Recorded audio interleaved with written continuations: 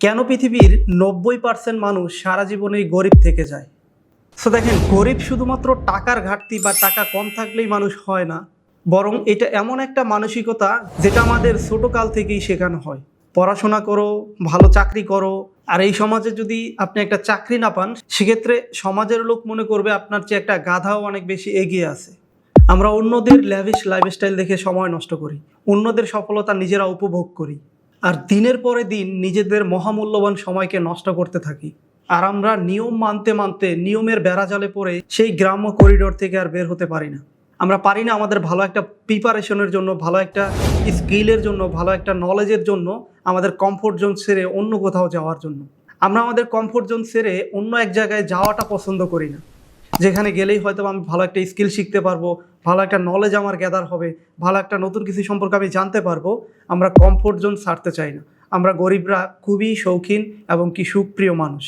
আমরা রিক্সা চালাই, আমরা খেতে খামারিতে কাজ করি, তাতে আমাদের শান্তি লাগে। তবে দিন শেষে আপনি গরিব থাকলে পৃথিবীর বুকে হয়তো বা কিছু ব্যক্তিরা আপনাকে সম্মান করবে, বাট ম্যাক্সিমাম ক্ষেত্রেই আপনাকে ভোগাতে হবে এক দুর্ভিক্ষের লাইফস্টাইল।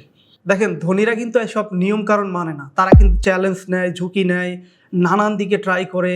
যত সময় পর্যন্ত না তাদের সাকসেস তাদের গোলে না পৌঁছায়, তারা কিন্তু তাদের চেষ্টা অব্যাহত রাখে। তাদের সময়ের অনেক দাম, আর আমরা সেই নিয়মের বেড়াজালেই পড়ে থাকি।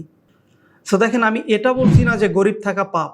হ্যাঁ, গরিব হওয়া বা গরিব হয়ে জন্মগ্রহণ করাটা পাপ না, নিজেকে প্রতিষ্ঠিত করার চেষ্টা না করাটা একটা পাপ। সো একটা কথাই আছে না যে জন্ম হোক যথা তথা, কর্ম হোক ভালো। সো আপনার জন্ম যত গরিব ঘরেই হোক না কেন, আপনার কর্ম বলে আপনি চাইলে কিন্তু পৃথিবীর সবচেয়ে ধনী ব্যক্তি হিসেবেও প্রতিষ্ঠিত হতে পারেন। আমরা যদি অনেক বড় বড় বড়লোক বা বিলিনিয়ারদের দিকে তাকাই, তারা কিন্তু বিভিন্ন পোর ফ্যামিলি থেকে, বিভিন্ন ফ্যাক্টরিতে, বিভিন্ন গ্যারেজে, বিভিন্ন ক্ষুদ্র ক্ষুদ্র জায়গা থেকে উঠে এসেছে, যারা আজকে সারা বিশ্ব পরিচালনা করছে, যারা আজকে সারা বিশ্বের ধনীদের লিস্টিং এর তালিকায় নিজেদের অবস্থান তৈরি করে নিতে পেরেছে।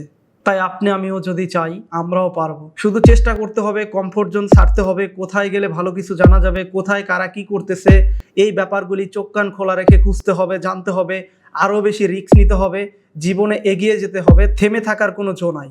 তাই আজকে থেকে আপনি বদলে যান, আপনি বদলে ফেলতে পারবেন পুরো সমাজটাকে, পুরো দেশটাকে। অ্যাকশন নেন, শুরু করেন, ইনশাল্লাহ দেখা হবে সফলতার মঞ্চে একসাথে।